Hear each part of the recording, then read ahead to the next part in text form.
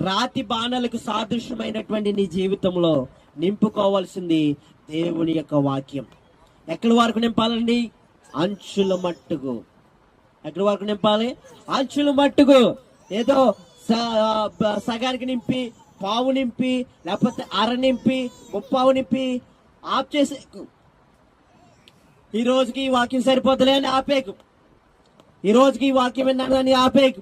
ఈ వాక్యం చదవాను కదా అని ఆపేకు. వాక్యం ఇంకా ఇంకా ఇంకా ఇంకా నాకు కావాలి, నేర్చుకోవాలని నీకు ఆసక్తి ఉన్నప్పుడు దేవుడు తన వాక్యం చేత నీ హృదయంలో నింపేవాడై ఉన్నాడు. ఆమేన్, ఆమేన్. హృదయం నిండా వాక్యం నింపుకోవాలి.